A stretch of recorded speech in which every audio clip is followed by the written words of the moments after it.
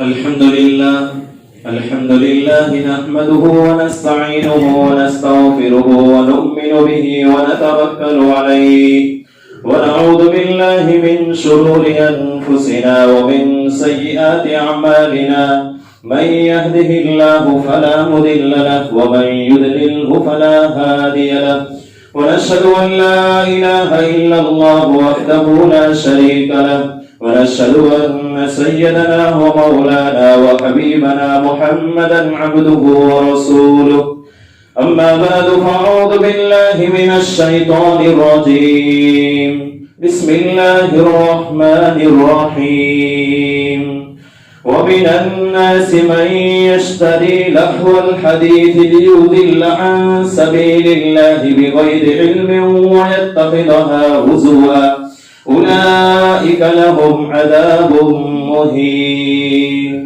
صدق الله العظيم. تجھ کو یہ بتلاؤ تقدیر کیا ہے، تجھ کو یہ بتلاؤ تقدیر کیا ہے، شمشیر و سنا اول طاووس رباب آخر.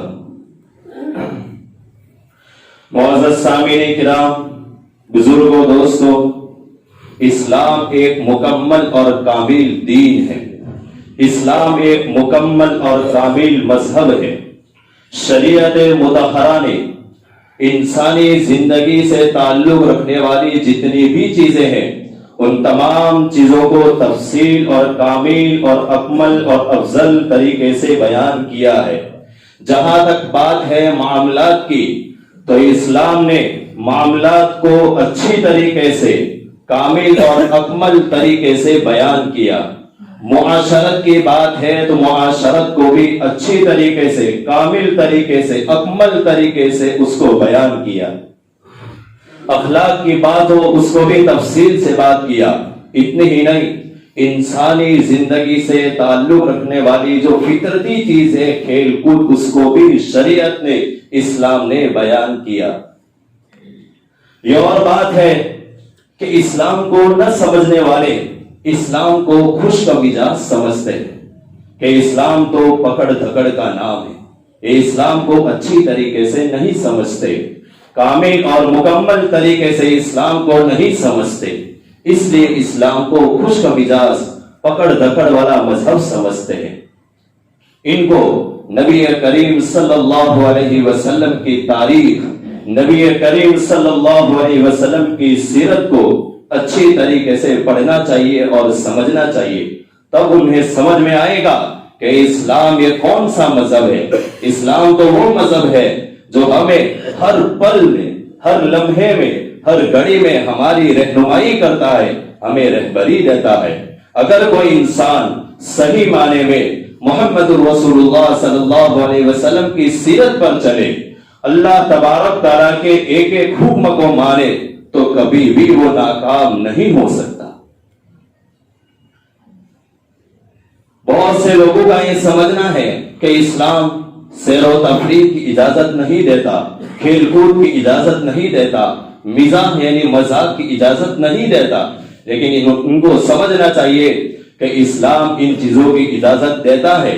یہ اور بات ہے کہ اسلام نے ہر طریقے کی، اسلام نے ایک حدود قائم کر دی ہے کہ آپ اتنا ہی کر سکتے ہیں، یہاں تک کر سکتے ہیں، اتنا اور اتنا کر سکتے ہیں. اللہ کے رسول صلی اللہ علیہ وسلم کا صحابہ سے کیا تعلق تھا؟ نبی کریم صلی اللہ علیہ وسلم کی تاریخ اور سیرت اٹھا کر ہم دیکھیں تو بہت سے ایسے واقعات ہمیں نظر آتے ہیں، ایسے ملتے ہیں کہ خود نبی کریم صلی اللہ علیہ وسلم نے اپنے صحابہ سے مزاح یعنی مذاق کیا. مذاق ایسا ہونا چاہیے، ساتھیوں میں، دوستوں میں مذاق ایسا ہو کہ جس میں جھوٹ نہ ہو، کوئی لڑائی جھگڑا نہ ہو، کوئی شرطیں نہ ہو، تو صحیح ہے. خود اللہ کے رسول نے تعلیم دی. ایک مرتبہ ایک بڑی عورت اللہ کے رسول صلی اللہ علیہ وسلم کے دربار میں آئی اور اللہ کے رسول نے کہا کوئی بڑی عورت جنت میں نہیں جائے گی، کوئی بڑی عورت جنت میں داخل نہیں ہوگی. تو بڑی عورت ناراض ہو گئی، غصے میں آ گئی. اللہ کے رسول صلی اللہ علیہ وسلم نے ایسا کیوں فرمایا؟ گویا آپ صلی اللہ علیہ وسلم اس بوڑھی عورت سے تھوڑی دیر مزاح کر رہے تھے. تو اللہ کے رسول صلی اللہ علیہ وسلم نے فرمایا، جب وہ غصے میں آ گئی، ناراض ہو گئی، تو کہا کہ سنو، اصل میں اللہ تبارک تعالیٰ کسی بھی انسان کو جب جنت میں داخل کرے گا تو چاہے وہ بچہ ہوگا تو اس کو بھی جوان کریں گے، کوئی بوڑھا ہوگا تو اس کو بھی جوان کریں گے، جوان داخل ہوگا، کوئی بوڑھا داخل نہیں ہوگا۔ وہ آپ صلی اللہ علیہ وسلم نے اس بوڑھی عورت سے تھوڑی دیر کے لیے مذاق کیا۔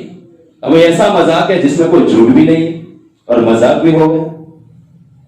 ایک اور صحابی رسول ہے ظاہر ابن حرام رضی اللہ تعالی عنہ، تھوڑے کالے کلوٹے تھے، دیہات سے آتے تھے، سبزی وغیرہ لے کر آتے تھے اور شہر میں بیچتے تھے۔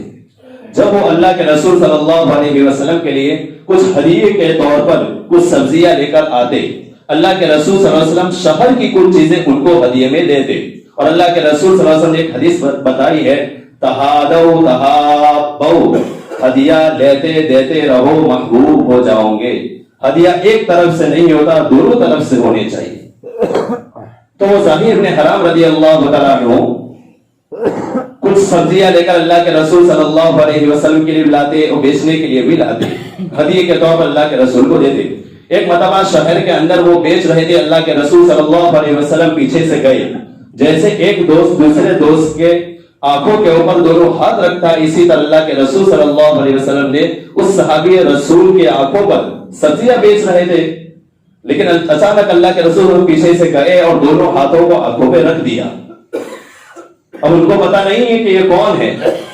بہت سی مرتبہ جب کوئی دوست کسی دوست کے آنکھوں پر اس طرح ہاتھ رکھتا ہے تو پتا چل جاتا ہے کہ جو دوست ہے وہ اندر سے کیسا ہے۔ بہت سی مرتبہ گالیاں بکنے لگ جاتے ہیں، طرح طرح کی باتیں کرنے لگ جاتے ہیں،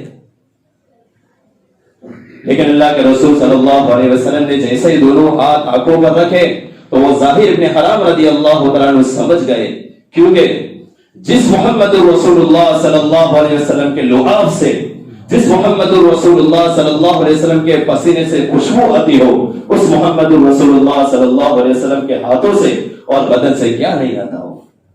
وہ صحابی سمجھ گئے کہ پیچھے کون ہے، تو انہوں نے اپنے آپ کو پیچھے کیا اور اللہ کے رسول صلی اللہ علیہ وسلم کے سینے سے چمٹ گئے کہ ایسا موقع کبھی نہیں ملے گا۔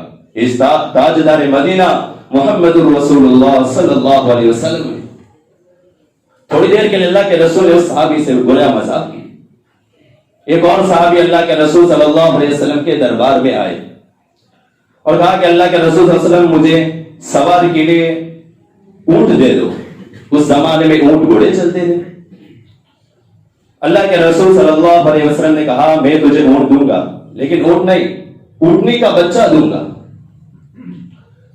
تو جو صحابی تھے وہ کہنے لگے کہ اللہ کے رسول میں اونٹنی کے بچے پر سواری کیسے کروں گا، وہ تو بچہ ہے، مجھے تو سواری کے لیے چاہیے۔ تو اللہ کے رسول صلی اللہ علیہ وسلم نے فرمایا کہ دیکھ میں تجھے اونٹ دوں گا تب بھی تو وہ کسی اونٹنی کا ہی تو بچہ ہوگا، چاہے وہ بڑا اونٹ ہوگا لیکن وہ بھی تو کسی اونٹنی کا بچہ ہوگا۔ تو وہ صحابی ہنسنے لگ گئے۔ وہ تھوڑی دیر کے لیے اللہ کے رسول صلی اللہ علیہ وسلم نے ایسا مذاق کیا جس میں کوئی جھوٹ بھی نہیں۔ تو اسلام ایک سخت مزاج نہیں ہے، خوش مزاج نہیں ہے۔ ایسا نہیں کہ سیر و تفریح، کھیل کود، ہنسی مذاق کی اجازت نہیں دیتا ہے، لیکن ایک اس کی حد میں۔ یہ تو تھا صحابہ کا تعلق اللہ کے رسول صلی اللہ علیہ وسلم سے۔ اب اللہ کے رسول صلی اللہ علیہ وسلم کا تعلق بھی صحابہ سے تھا، تو صحابہ کا تعلق بھی اللہ کے رسول صلی اللہ علیہ وسلم سے ایسا تھا کہ ایک مرتبہ اللہ کے رسول صلی اللہ علیہ وسلم گھر میں تھے، ایک صحابی دروازے پر آئے اور کہا اللہ کے رسول صلی اللہ علیہ وسلم نے اجازت دی کہ اندر آ جاؤ۔ تو وہ کہہ رہے کہ اللہ کے رسول میں پورا آ جاؤں کہ آدھا آ جاؤ۔ تھوڑی دیر کے لیے اللہ کے رسول سے مذاق کی، اور اللہ کے رسول نے ایسا نہیں کہ ان کو ڈانٹا، روکا، ٹوکا، ایسا نہیں کیا۔ تو صحابہ کا تعلق اللہ کے رسول سے تھا اور اللہ کے رسول کا تعلق صحابہ سے تھا۔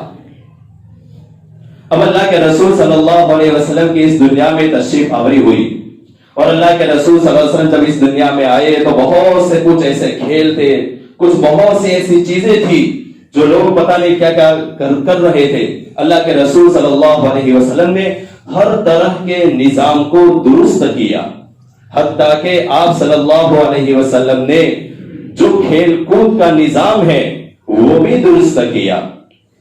پہلے کے زمانے میں کبوتر بازی، بٹیر بازی، اس طرح کی بہت سی چیزیں چل رہی تھی زمانے جاہلیت میں، لیکن جب اللہ کے رسول صلی اللہ علیہ وسلم اس دنیا میں تشریف لائے اور اللہ کے رسول صلی اللہ علیہ وسلم جب یہ دیکھا تو بہت سی چیزوں کو منسوخ کر دیا، ختم کر دیا، اور اللہ کے رسول صلی اللہ علیہ وسلم نے ایک اصول بتایا۔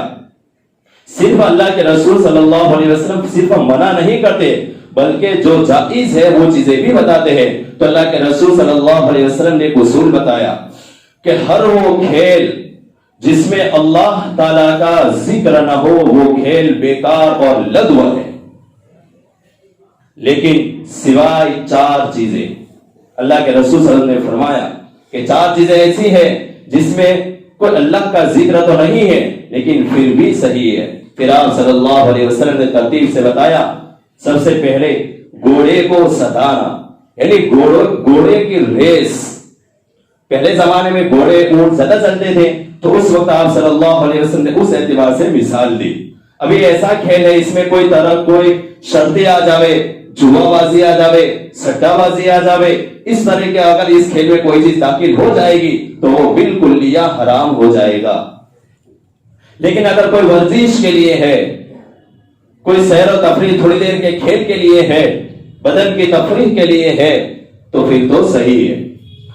دوسری چیز اللہ کے رسول صلی اللہ علیہ وسلم نے بتائی، آپس میں دوڑ لگانا۔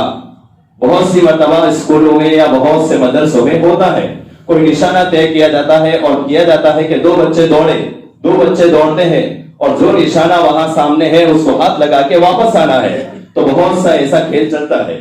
لیکن اگر اس طرح کے کھیل میں کسی بھی طرح کی کوئی شرطیں آ جائے گی تو وہ کھیل بھی اللہ کے رسول نے فرمایا صحیح نہیں ہے۔ صحابہ کے وقت میں بھی اس طرح کے آپس میں دوڑ ہو چکی ہے، اللہ کے رسول نے تعلیم دی اور عمل بھی بتایا۔ ایک مرتبہ اللہ کے رسول صلی اللہ علیہ وسلم سفر میں تھے، واپس آ رہے تھے اور مدینہ کچھ میل پر تھا۔ ایک صحابی ہے سلمہ ابن اکوع رضی اللہ تعالی عنہ، اور ان کے ساتھ ایک صحابی انصاری صحابی رسول صلی اللہ علیہ وسلم۔ اب یہ ہمیشہ کسی کو چیلنج دیتے تھے کہ اگر مجھ سے تم دوڑ میں آگے چلے جاؤ تو ایسا میں جیت گیا، اس طرح کے کوئی چیلنج دیتے تھے۔ تو سلمہ ابن اکوع نے کہا کہ ابھی کوئی موقع نہیں ہے، کوئی جگہ نہیں ہے اور یہ چیلنج دیتے ہیں، تو اللہ کے رسول سے اجازت طلب کی کہ اللہ کے رسول مجھے اجازت دو۔ اللہ کے رسول صلی اللہ علیہ وسلم نے ان کو اجازت دے دی۔ حضرت سلمہ ابن اکوع رضی اللہ تعالیٰ عنہ اور وہ جو صحابی تھے انصاری صحابی دونوں میں دوڑ ہوئی اور کہا کہ جو مدینہ میں سب سے پہلے پہنچ جاوے وہ جیت گیا۔ تو چنانچہ حضرت سلمہ ابن اکوع رضی اللہ تعالیٰ عنہ دوڑے اور وہ آگے بڑھ گئے۔ اللہ کے رسول صلی اللہ علیہ وسلم نے یہ جو چیزیں بتائی، اسلام کی تعلیمات بتائی، وہ کیوں بتائی؟ اس لیے کہ اسلام پر چلنے والا مسلمان ہمیشہ چاقو چوبند چست رہے، بیمار کمزور نہیں۔ اگر بیمار کمزور رہے گا تو عبادتیں کیسے کرے گا؟ وہ اللہ کے سامنے کیسے ہاتھ اٹھائے گا؟ اللہ کے سامنے وہ کیسے جھکے گا؟ قرآن کی تلاوتیں کیسے کرے گا؟ اگر چست ہوگا تو وہ ہمیشہ آگے رہے گا۔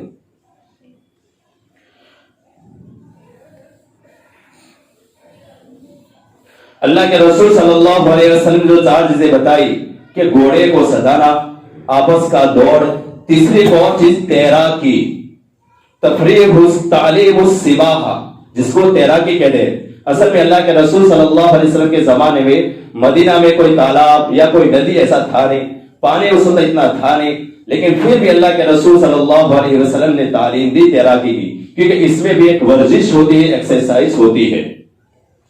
ایک اور چیز بیوی سے کھیل کود، بیوی سے کھیلنا۔ اب یہ ایسا ہے کہ اس زمانے میں بھی اللہ کے رسول صلی اللہ علیہ وسلم نے گویا عمل سے بھی بتایا۔ ایک مرتبہ آپ صلی اللہ علیہ وسلم صحابہ کے ساتھ کوئی جنگ میں جا رہے تھے، صحابہ کچھ آگے نکل چکے اور پیچھے حضرت عائشہ صدیقہ رضی اللہ تعالی عنہا اور آپ صلی اللہ علیہ وسلم اکیلے۔ تو آپ صلی اللہ علیہ وسلم نے کہا کہ حضرت عائشہ تھوڑی دوڑ ہو جاوے، تو وہ خوش ہو گئی، تیار ہو گئی، دوڑ ہوئی، چنانچہ حضرت عائشہ آگے پہنچ گئی۔ جس نشانے پر پہنچنا تھا حضرت عائشہ صدیقہ رضی اللہ تعالیٰ عنہ آگے پہنچ گئی، لیکن کچھ مدت کے بعد پھر سے دوڑ ہوئی تو آپ صلی اللہ علیہ وسلم آگے پہنچ گئی. پھر آپ نے فرمایا تل کا بھی دل کا، یہ اس چیز کا بدلہ ہے. گویا پہلی مرتبہ تم آگے چلی گئی اور اس مرتبہ میں آگے ہو گئے.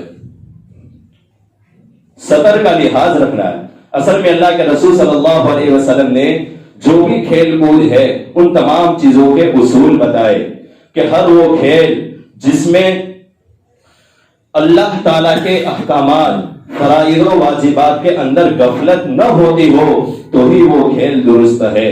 لیکن اگر کسی بھی طرح اللہ تعالیٰ کے احکامات فرائض و واجبات کے اندر اگر کسی بھی طرح کی کوئی غفلت ہوتی ہے تو وہ کھیل صحیح نہیں ہے. اور دوسرا، جو بھی کھیل کھیلے اس میں سطر کا بھی رعایت ہونی چاہیے. سطر کا خیال رکھنا ہوگا. جو مردوں کا سطر ہے اور عورتوں کا سطر ہے اس کا خیال رکھنا ہوگا. اس کے علاوہ جسمانی اور مالی اگر نقصان ہوتا ہو، وقت کا ضیاع ہوتا ہو، وقت ضائع ہوتا ہو تو وہ بھی کھیل صحیح نہیں ہے. اصل میں ہمارے اس ملک میں برادران وطن جو ہے 14 جنوری کو مکر سنکرانتی جس کو پتنگ بازی کہتے ہیں وہ مناتے ہیں. اب ایک ایسا تہوار ہے جو یہ سمجھتے ہیں برادران وطن، گویا وہ بنیاد بناتے ہیں، بنیاد مانتے ہیں کہ دیوی دیوتاؤں کی رضامندی. پڑوسی ملک کا جو ہمارا مسلم ملک ہے وہ کچھ اور بنیاد مانتے ہیں. کچھ واقعہ بھی ہے، حقیقت رائے کا جو پہلے بھی بتایا جا چکا ہے. اب اگر ہم یہ مانتے، اللہ کے رسول صلی اللہ علیہ وسلم نے ایک حدیث بتائی، من تشبہ بقوم فہو منہ، اگر کوئی شخص کسی قوم کی مشابہت اختیار کرے گا تو کل قیامت کے دن وہ اسی کے ساتھ کھڑا ہوگا.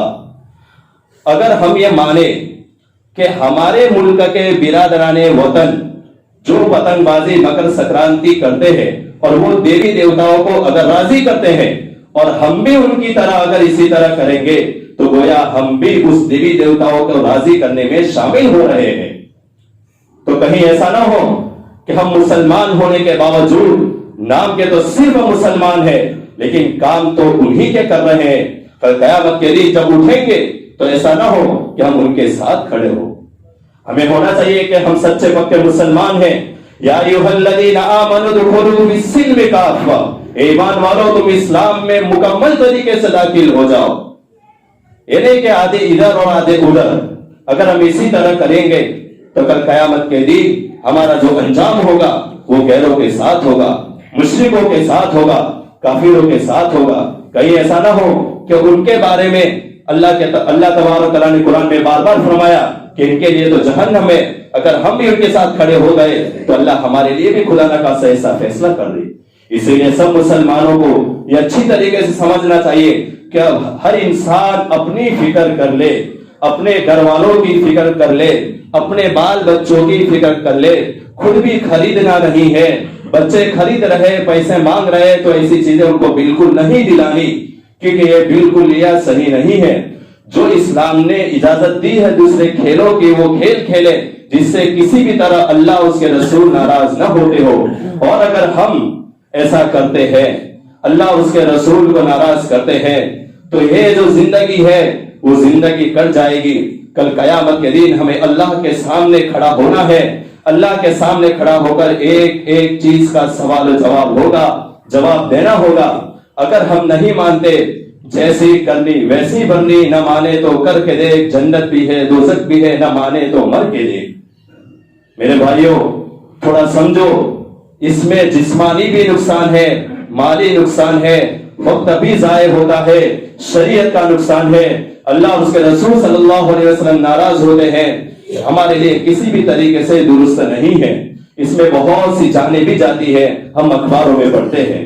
اللہ تعالیٰ مجھے، آپ کو اور تمام مسلمانوں کو اس چیز کو عمل کرنے کی توفیق عطا فرمائے. وآخر دعوانا الحمد للہ رب العالمین.